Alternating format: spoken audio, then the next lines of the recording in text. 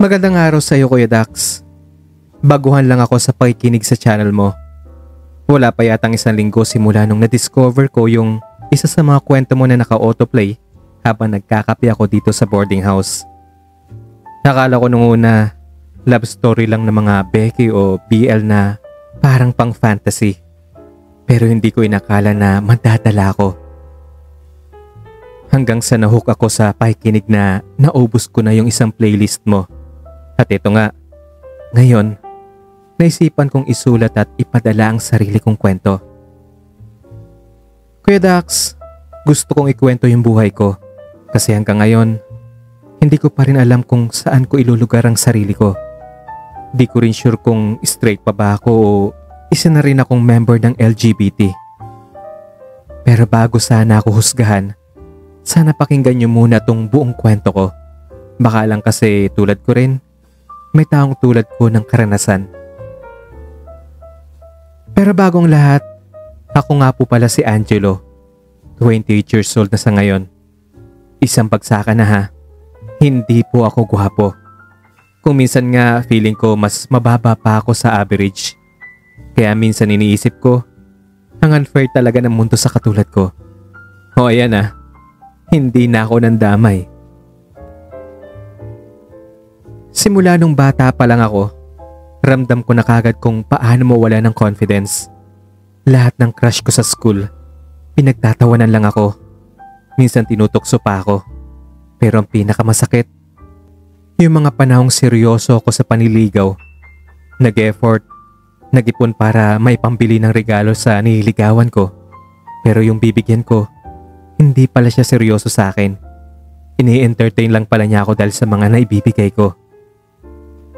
Pag umakit ako ng ligaw sa bahay ng nililigawan ko, yung pamilya niya, hindi naman sinasabi ng diretsyo na ayaw nila sa akin, pero ramdam ko sa paraan ng pakikitungo nila. Tapos nung minsan, mas grabe. May isang member ng pamilya nila, kapatid yata yun ng nililigawan kong babae, na sinabing, "Nako, wag na siyang umasang mapapansin ha. Tingnan mo nga yung mukha niya no, sigurado namang hindi makakapasa kay nanay yan. Wag na siyang umasa, sabihin mo na ng diretsa, hindi yung papalik-balik dito yan." Ang sakit, Kuya Dax, nang marinig ko yon. Hindi lang puso ang parang nabasag, pati yung kumpiyansa ko sa sarili ko. Hanggang sa dumating yung panahong parang wala nang saysay ang lahat. Parang gusto ko na lang mawala sa lahat ng gulo. Kasi sabi ko sa sarili ko, wala naman sigurong tao na magmamahal sa akin. Wala nang babae ang tatanggap ng tulad kung wala namang masyadong may pagmamalaki. Paano pa ako aasa, di ba? Mula nung huling heartbreak ko na yon, wala na talaga akong gana sa kahit ano. Parang robot na lang ako sa trabaho. Gigising, kakain, magtatrabaho, uuwi at matutulog. Paulit-ulit lang. Hanggang sa nasanay na lang akong masaktan at mag-isa. Isang araw habang naka-duty ako bilang stockman sa isang maliit na groceries warehouse, dumating si Ate Dang. Yung admin assistant namin na makwento. Lahat yata ng taong dumadating sa office namin madali niyang nakukuha ang tiwala dahil sa pagiging makwento niya. Pero nung araw na yon, may iba siyang kasama. Agad ako napatitig, hindi dahil sa nagandahan ako, kundi dahil sa pagkakaiba niya. Maiksi ang buhok, naka-jumpsuit na parang babae tapos naka-makeup. Sa madaling salita, Becky po siya. Pero hindi yung loud type.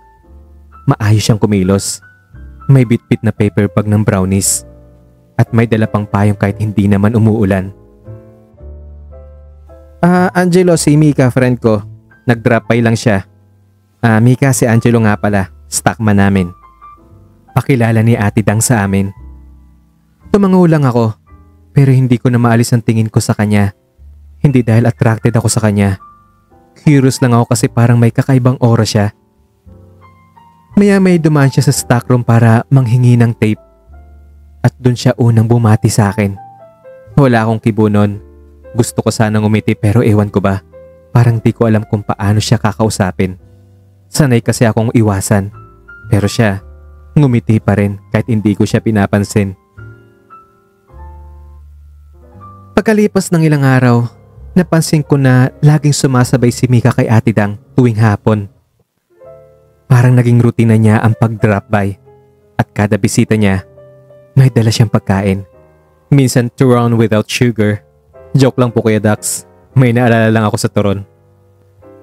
Palagi siyang may dalang pasobra at lagi akong sinasabihan ni Ate Dang na, "Kunin mo na yan Angelo, sayang naman yan, di ba hindi ka pa nagme-merienda?"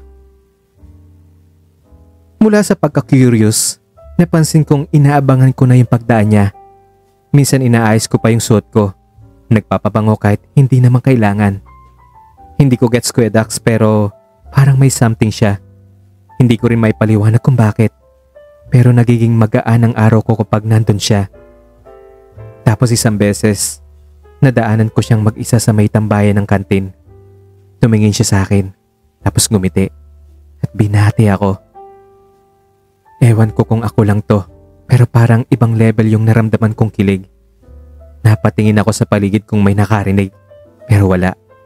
Wala ring ibang tao, sapat para marinig ko ang tibok ng puso ko. Pag-uwi ko sa bahay na tinutuluyan ko, napaisip ako, ano to? Bakit ako kinikilig sa sinabi ng isang lalaki din? Bakit ako hindi mapakali? At higit sa lahat, bakit ko hinihintay ang pagdating niya? Kaya Dax, ewan ko ba? Pero nung mga sumunod na linggo, mas naging madalas ang pagbati sa akin ni Mika. Yung dating simpleng, "Hi lang," naging, "Ano, kumain ka na ba?" Tapos naging, "Sabayan mo kaming kumain dito ka na lang." At kahit simpleng spaghetti lang yun at turon na medyo malamig na, pakiramdam ko para akong espesyal. Minsan kasi simple lang naman talaga ang gusto ng isang tao, yung may makaalala lang sa'yo, kung kumain ka na ba o kung maayos ang pakiramdam mo. Pero ito ang catch. Natakot ako dahil sa sarili kong nararamdaman. Parang may something sa bawat ngiti niya na nagpapagaan sa akin. Yung dating mabigat ko mga araw parang gumagaan. Yung dating paulit-ulit na pakiramdam na hindi ako sapat. Biglang natatabunan ng konting kilig at konting pag-asa. At dito na nagsimulang mag-iba ang dating sigurado kong identity ko. Straight ako, diba? Lalaki ako. Lumaki akong umaasa sa isang babaeng mamahalin ako balang araw. Pero bakit ganon? Bakit siya yung iniisip ko bago ako matulog? Bakit siya yung inaabangan ko sa trabaho? Bakit ako nag-aalala kapag hindi siya dumadaan? Isang gabi habang nakaupo ako sa sulok ng boarding house ko, hawak ang isang paper bag na may ensaymada na ibinigay niya. Bigla akong napangiti dahil sa effort niya. Simple lang naman yon pero damang-dama ko. Tapos bigla akong natulala. Tanong ko sa sarili ko, kinikilig ba ako? Natakot ako sa sarili ko. Kasi ito yung unang beses na parang naiba ang takbo ng puso ko. Hindi ito yung puro effort na hindi nasusuklian. Ito yung ako yung pinipili. Ako yung pinapahalagahan. Ako yung ginagawa ng paraan para ngumiti. Ayokong maniwala, pero deep inside, parang nararamdaman kong gusto ko rin siya. At kahit sinasabi ko sa sarili kong hindi dapat, iba yung sinisigaw ng puso ko. Pero syempre hindi ko pa rin inamin sa sarili ko man o sa kanya. Naging tahimik lang ako. Pero pinapansin ko rin naman siya. Bumibili na rin ako ng merienda paminsan-minsan. Nag-e-effort na rin ako. Hindi gaya ng dati na ako lagi yung binibigyan niya ng atensyon. Isang hapon ako na lang natira sa warehouse. Karamihan sa mga katrabaho ko ay nag-out na. Ako na lang naiwan dahil may tinatapos pa ako. Tahimik na ang buong lugar. Nang biglang dumating si Mika. Bit-bit niya ang paborito kong pansit na may kalamansi sa gilid. Nang sabi niya, dumaan lang siya para ihatid yon. Gusto daw niyang pasayahin ako kasi napansin niyang pagod daw ako ng mga nakarang linggo. Umupo siya sa lumang plastic chair na nasa harap ko. Tahimik lang kami pareho. Ako pilit nang ngumingiti, siya naman panay ang kwento. Bigla na lang akong napayoko. Ewan ko kung nahihiya lang ako sa dami ng tumatakbo sa isip ko. Pero sa gitna ng katahimikan, naramdaman ko ang palad niya sa kamay ko. At doon, Kuya Dax, natulala ako. kasi ang init ng kamay niya at hindi ko alam kung bakit ang bilis ng tibok ng puso ko. Para akong binuhusan ng malamig na tubig. Nalito ako, natakot, pero at the same time ay kinilig ako. Hinawakan ko na rin ang tuluyan ng kamay niya at sa buong buhay ko, doon ko lang naramdaman ang ganong klaseng hawak sa kamay. Wala akong may paliwanag. Walang babaeng nagsabi kahit sa kilos lang na sapat na ako, kahit walang regalo, kahit hindi ako gwapo. Wala mga salita lumabas sa bibig namin, pero ramdam ko, sa unang pagkakataon ng buhay ko, ako yung pinili. At nung oras na yon, tinanong ko ang sarili ko, bakit hindi ko ito naramdaman noon sa kahit sinong babaeng niligawan ko? Pero gaya ng dati, di ko pa rin kayang aminin. Di ko pa rin masabi kahit sa sarili ko. Pagkatapos nung hawak kamay namin ni Mika, parang may bumukas na pinto sa loob ko na matagal lang nakasara. Pero sa totoo lang, hindi ko pa rin matanggap. Hindi ko nga alam kung ayokong tanggapin o natatakot lang talaga ako. Kaya ang ginawa ko ay umiwas ako sa kanya.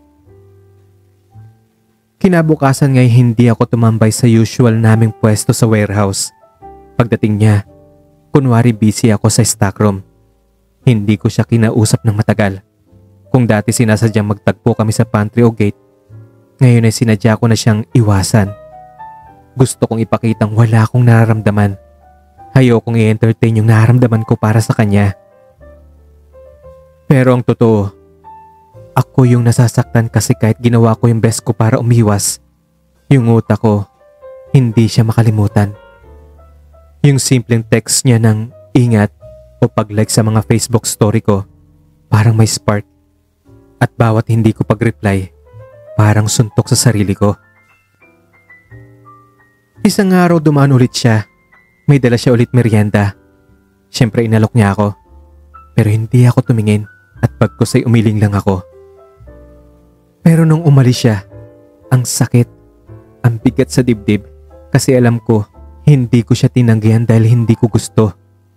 Tinanggihan ko siya dahil gusto ko siya at hindi ko alam kung paano dalhin yung damdamin ko na yon. Simula nga noon na hindi na siya bumalik. Doon ako mas nadurog, Kuya Dax, kasi doon ko nakita kung gaano ako naging unfair sa kanya.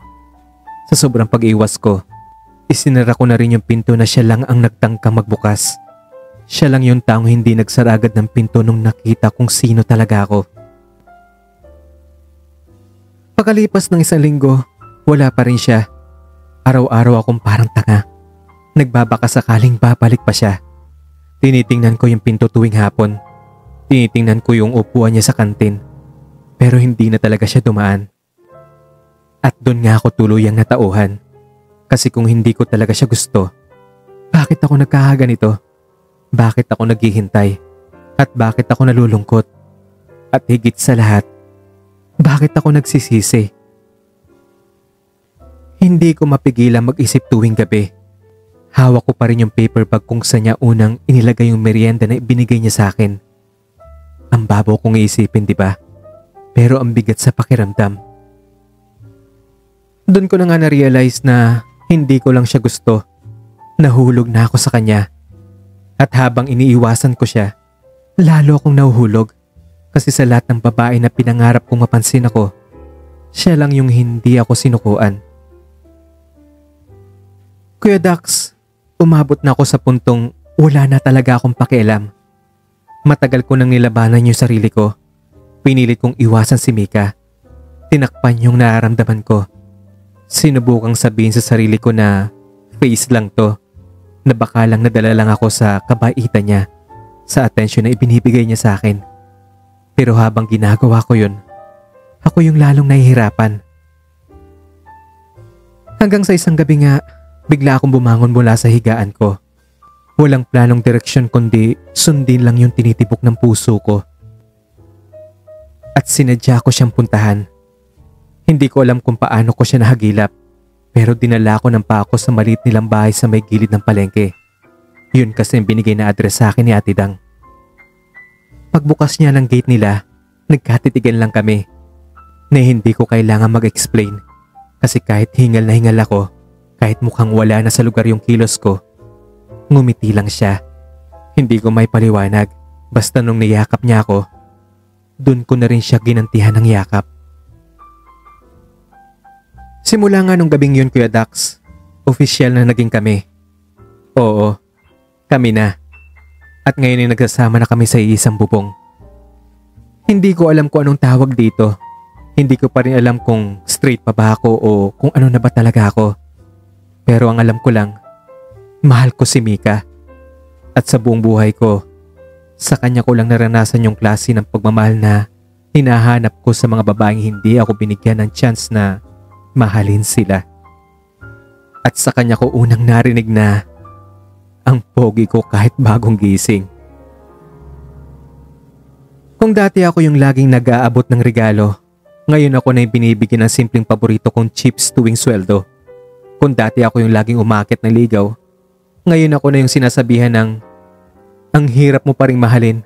Pero sige lang, mahal pa rin kita kahit ganyan ka. Aminin kong hindi naging madali ang pagsasama namin. Hanggang ngayon, may mga question pa rin sa relasyon namin. Na kesyo pera lang ang habol ko sa kanya. May mga tropa pa nga ako sa trabaho na nagpaparinig. Minsan may mga parinig na pabiro pero may halong pangaasar. May pagkakataon pa nga na uminit ang ulo ko dahil sa banat nila.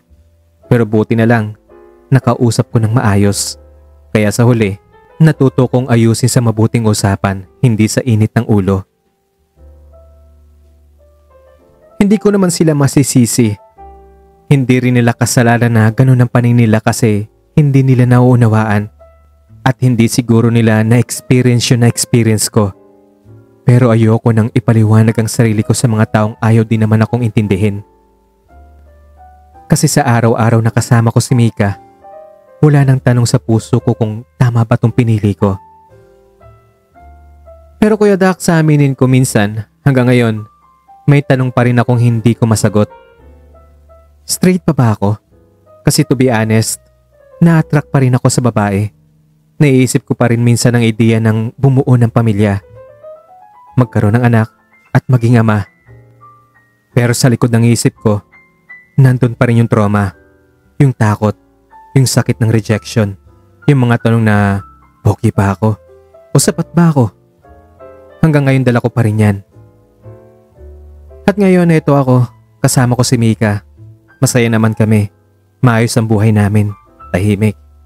Pero kahit ganon, hindi ko maiwasang magtanong sa sarili ko. May mga kagaya ba ako o same-experience? Yung hindi sigurado kung ano ba talaga sila.